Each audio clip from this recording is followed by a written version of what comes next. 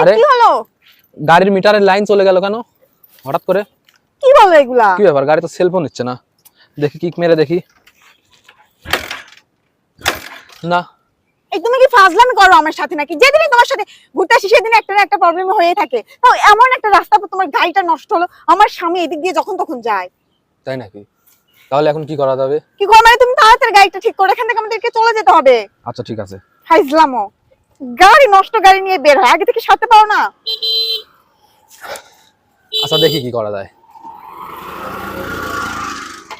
আরে দেখো তাড়াতাড়ি দেখো, কতক্ষণ এইভাবে থাকবো? আমার তো ভয় করতেছে যখন তখন সে চলে আসবে। এখনই কি আসার সময় নাকি? হ্যাঁ, এই মুহূর্তে কাজ শেষ করে এদিক দিয়ে বাসায় যায়। তোমার স্বামীরও আর মানে যাওয়ার সময়, তুমি আগে বলবে না? তাহলে এই রাস্তা দিয়ে আসতামই না, অন্য কোনো রাস্তা দিয়ে যাইতাম। আর কে জানে তোমার গাড়িটা এখন নষ্ট হয়ে যাবে। গাড়ি যদি নষ্ট না হইতো, যদি রানিং এ দেখা হতো তাহলে কি হইতো?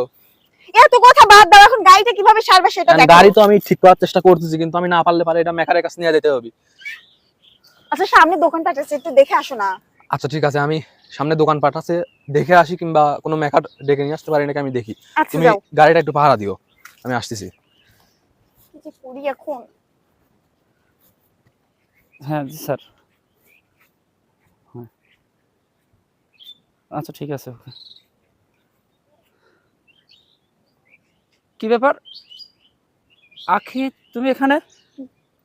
আমি আর বলো না, আমি এদিক দিয়ে একটু বাজারে যাচ্ছিলাম তো। হ্যাঁ, তো এক ভাইয়ের গাড়িটা এখানে নষ্ট হয়ে গেছে। তো ভাই তোমাকে বললো আপু একটু আমার গাড়ির পাশে দাঁড়ান না, আমি একটু মেকারকে ডেকে আনি। মানে একা একা রয়েছে তো গাড়িটা, তাই তো দাঁড়িয়েছি।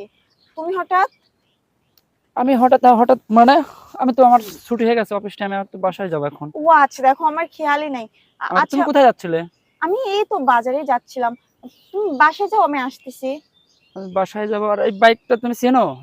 না না, এক ভাই আমাকে বললো আপু যদি কিছু মনে না করেন একটু দাঁড়িয়ে থাকেন, আমি শুধু মেকারকে ডেকে আনতেছি। আচ্ছা তুমি বাড়ি যাও, বাড়ি গিয়ে তুমি তো অফিস থেকে আসলে তুমি একটু রেস্ট করো।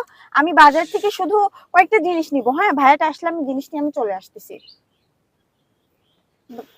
যাও না, বাড়ি যাও।